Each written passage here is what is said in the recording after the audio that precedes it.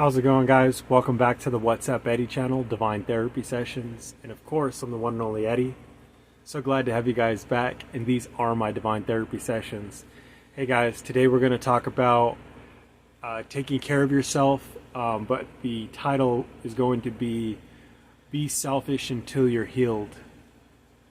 Now, I know most of the time we're taught to not be selfish, but I believe that in the beginning stages of our awakening process, our ascension process, or if you just want to put it as a spiritual journey, it doesn't matter.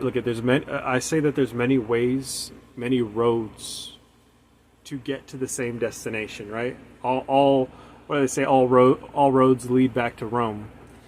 The same thing goes for this process, no matter how you want to look at it. Now, I have my own belief system on this, right? But we're all on the same, we're not doing the same things, but we're all on the same journey. We all have a mission here, right? So what do I mean by being selfish? Well, it starts with this one thing and one thing only, and this is what I teach about the most. You have to heal yourself. That is part of this process. You can't skip it. This part, you'll always go back to this part, because you'll find throughout the journey that you're missing things. Now, you can move forward and start helping others immediately, but you're going to find that others trigger you, or you're coming from a place of ego, or you're coming from a place of pride. I found this with myself. I have to continuously go back and figure out what I'm missing. Sometimes I have to revisit the same wounds because I didn't dive deep enough. I didn't let it go. I know it's a hard time. Sometimes I have a hard time letting go, and you might find yourself in the same place, right? For me, it's the reoccurring thoughts, the hamster wheel in my head. I know that's a difficult place to get out of, but it is possible. And what I'm talking about is the trauma work that's necessary, right? But what do I mean exactly about being selfish? Okay, so I found this out. So I always say there's no difference in how you figure it out, but this was my process. So what's difficult too in the readings, when I read the book of Alcoholics Anonymous, one of the chapters say in it that it's a chapter to family members is the most difficult thing that you're going to deal with, is that he has to be selfish in his program. So not only is he going to come home and start putting his recovery on other people, he's going to be selfish still. And all the people in the home want is for that person to be a part of the family, right? They want him to change his ways and then be a normal person. But he's not a normal person. The same thing goes for you on the ascension process. I'm in the same process. I just started out in the rooms of AA, right? And it's not finished. It'll never be finished. I'll have to go to these meetings and be around other alcoholics, these lovely, beautiful people, for the rest of my life, because it's contingent on a constant contact with God, a constant refurbishing, a re-evaluation, another dose of water for my plant, right? My soul. That's for all of us, you guys. It never ends. This is going to be from the day you're born to the day that you die, right? And what I mean by the selfishness is that you have to take care of yourself wholeheartedly. What doesn't matter what other people think of you. I know it's difficult. I still have things with validation. You may be dealing with those difficulties. The only one that you can validate is yourself. I have videos about this as well. If you look through my channel, you'll find that I talk a lot about this. Validation, unworthiness, and ways that you can bring yourself up, raise your vibrations, protecting your energy, that sort of thing. But I would tell you guys this, you guys. The best thing that you can do, and sink it into your mind, is that the only one that matters is you at this point. So do what is right for you. If you're receiving the messages, and you know what I'm talking about, because God has a certain language, right? The angels have a certain language. They can't impede on your free will, so you have to invite them in your life. So how do you do this, right? You listen to the guidance, you apply it to your life, and you apply it the best that you can. And you do the best that you can with not trying to be validated from your outer circle, from the external, because it's all internal. This is the most difficult lesson to learn.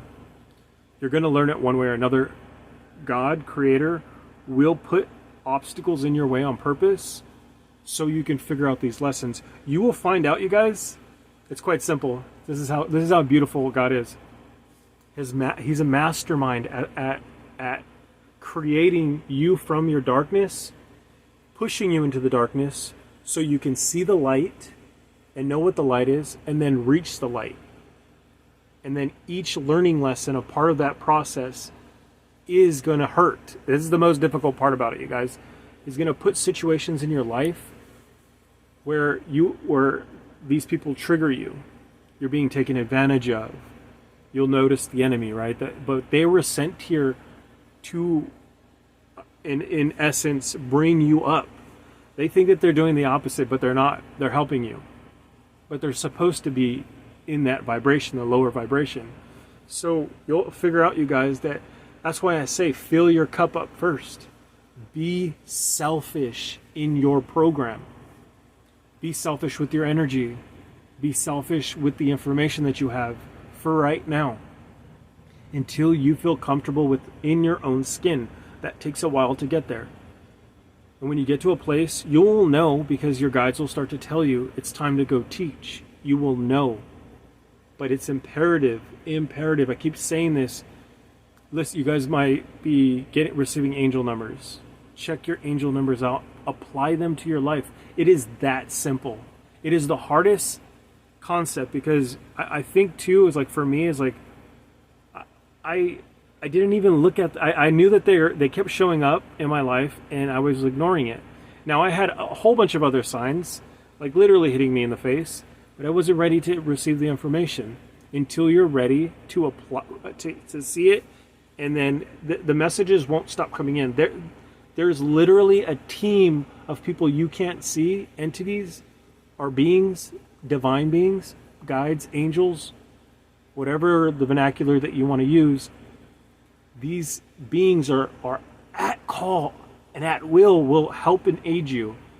And they literally will keep throwing it in your face until you recognize it and then apply it. And the recognizing and applying part is a lesson in itself. I have a video on angel numbers. Check it out. I'm going to make a new video on it, because the whole thing with numerology has changed for me. And you'll find too within your journey that, like, you'll never stay stagnant. It's always a forever progressing thing. And every subject matter that I talk about, you will develop your own beautiful relationship with your guides, with God, your own language. It won't look like mine exactly. I think we all start out in some similar fashions, but some people wake up and they have a knowledge that's way more expanded. You know what I mean? So I would say this, you guys. Get comfortable with being uncomfortable. It's the best advice that I can get. Is the more that you come outside of yourself, the better that this is going to be. It's not an easy process. It's difficult. Be patient with yourself. Show yourself love. And I know for myself, I have obsessive thinking, right? Like, when I love something or I like the way that it makes me feel, I'm going for it, and I will continuously go for it, which makes me a beautiful candidate to be a worker, to be someone who starts a business, a worker. I've never had an issue with that, because I'm organized, I'm strategic, I'm logical. It has to be in order. See, the awakening has changed that a little bit, but you'll find that, like, it's a forever growing process. And all I could say to you guys is fill your own cup up. Show yourself love. Show yourself there are many, many ways to show yourself self-love. That's something that's huge on the beginning processes of this. Well, I had something else that I was going to say to you guys. I would say that, yes, the other thing I wanted to talk about is validation. This is a difficult one, you guys, because that we all have friends, right? We all have people that we want people to look at us in a certain way. Also, the other side of the coin of that is that, like, people that you knew before in that old lifestyle, you're gonna have difficulties being this new person, and that's another thing that's gonna have to be overcome, however you want to say it. This is the most difficult process too, because you find that, like, you're gonna lose a lot of friends in the process, but it's necessary. It's worth it. This journey is worth it, you guys. If I can uplift you and tell you this, every stage to the process, every stage in this process of when you accomplish something, you receive a new gift, a new energy, a new way of thinking, and every time you evolve, you become something more within yourself, and your relationship gets stronger. 11:11 on the clock, which means that portals are opening right now. Wishes are coming true. Also, 111, be careful with what you're saying, because what you say is inevitably going to be your present. It's going to be your future. Your future becomes your present, right? And the present is a gift. It's a present, right? So ensure that what you're thinking, saying, and doing are in alignment. And when they're in alignment, that's when you're working in harmony. Yeah, pay attention to those angel numbers. They're talking. They're screaming at you. They're screaming at you. Apply them to your life, man. And validation. I would say this, you guys. The best work that I've done with self-care, self-love, is the trauma work. That's the beginning stages of loving yourself. It's the most difficult because you have to dive back into the tragedy of your life. But when you come out of it a better person. It feels dark. You have to dive back in. It's like the dark night of the soul. It doesn't feel good. But when you come out of it, you are better. And you honestly, you guys, everything in life comes from your thought process. So even your health, your wealth, your vitality, the way that you look, all of it is in here. You can heal yourself. You can lose the weight. You can feel better about yourself by just the thinking alone process. You think and say better things about yourself, that's what's going to be inside. So start devouring the affirmations, start devouring the subliminal, start watching what you watch, start watching what you say, anything that you intake, informational-wise, food-wise, anything-wise, who you hang out with. I heard this guy say this quote the other day. He said that the Hispanic culture says it. I don't know how I don't speak very good Spanish, and I don't even act like I know how to speak Spanish, but I can pick up on stuff because I grew up with it in my life. But what he was saying is how do you say?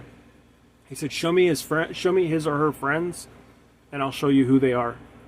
That's as simple as that, you guys, because we're easily programmed. We become exactly what we are around. And so if you put yourself in a place of peace, if you put yourself in a place of people who are in high vibrations, people who so you got to start thinking about the process of people too. Like, is your friend just your gossip buddy? Is it your vent buddy? Like, you're not learning anything from that, right? Is your friend telling you stuff that you don't want to hear? That's a friend. A friend is someone who's going to say, whoa, what did you just say? I don't think we should be talking about your husband, or I don't think you should be talking about your wife like that, or I don't think that you should be looking at that other girl, right? That's a real friend, you guys. Those are relationships that you want to have in your life. Ones that bring you up, push you forward, ones that look after you, not the ones that call you and when they need something, or they want to know, they want that energy feel, so they want to see you all jacked up. Those are spiritual narcissists. They don't even know that what they're doing. It's been implanted in them, programmed in them. So what you put yourself around is what you become. So that's why I say it's so imperative in the beginning of the process of this is to circle back around to the subject that I'm talking about, is that you have to watch yourself. You have to be as selfish as hell in the beginning. Get yourself right so you can get other people right. All the people that I'm talking to, the people that are on this channel, I'm telling you, it's a promise from God. I'm saying it, man. And I don't take this lightly with my relationship with my Father in heaven. I tell you this, if you go through the process that I'm talking about and you give it your all and you protect yourself and you heal yourself, and then you go out there into the world and deliver the message that God has specifically for you, your life will be changed. You will be better, do better. It's more than money. It's more than prosperity. It's the heavenly rewards are much more. Your spiritual reward here on earth. He will reward you here too. I promise you that. You guys, I'm going to end it with this, you guys. Think about it like this. And this is as kind of like a change of pace, but it just channeled to me right now. And check this out, you guys. We all have a relationship with God in one way or another. We just have different names for him, right? And you think about it like this. When you think about this platform of planet Earth, what is really happening here? Ask yourself that question. For me, when I look around, it's fear-based. People are scared. People are more inclined to listen to what Satan or Lucifer is saying because you can't put a face to him, right? But he's all around. You can see it. More inclined to follow whoever these rap stars are or actors who are pushing that narrative of following the I don't know how you want to say it, Luciferian culture. More inclined to listen to that than develop a situation or a relationship with yourself and a relationship with God. But one way or another, you're going to find out that one remaining fact is that you do have a relationship with God. And it's your choice to either grow it or let it go. Or let it just die off. I mean, he's always waiting for you. You are his child no matter where you are or who you are. You know, if you listen to the story, if he sacrificed his own son for us, what does that mean to you? Think about it. If he was willing to sacrifice his son to aid us, humanity, what does that tell you? What is the storyline there? I'll tell you this. It's kind of a crazy one, but I'll put it to you like this. You and I are already doomed. You can feel it here on planet Earth, right? This place is a testing ground. It's testing you all the time. If you haven't seen that much, I don't know what else to tell you. Until you start to notice that you're being tested, then that's it. You're already, all of us as a human culture, you can tell even planet Earth, right? Everything, we're killing the planet, the animals, and soon it'll be the food. That green piece of paper that we all are dying for will not save you. You can't eat that. Mother Earth, the one that we need the most, is the one we're killing, and it doesn't make any sense. Right? So we're already living in a hell or a purgatory if you really thought about it. We're serving time right now. But the reason why God hasn't just cleaned us all out, cleansed the earth, is because he sacrificed his son for us. He has mercy because if you think about what God is at the end of the day, he is a judge, right? He is a righteous judge. He has to do, if he is the King of Kings, he has to make the hard decisions. He has, sometimes his decision will end a life and begin a life. He can exalt someone, he can make someone humbled. Right? And the thing that you have to remember is this, is if he was willing to sacrifice his son because that was his son's mission, he's glorified now, right? That's why we call him Lord Jesus. Now think about this. If he was willing to do that for him, for us, that means that he still cares. But you need to make the journey. You need to answer the call. All I'm trying to do is wake you up. Hopefully I have. I love you guys so much. I'll catch you guys in the next one. Holla at your boy. Alright guys, make sure to subscribe. Give me a thumbs up.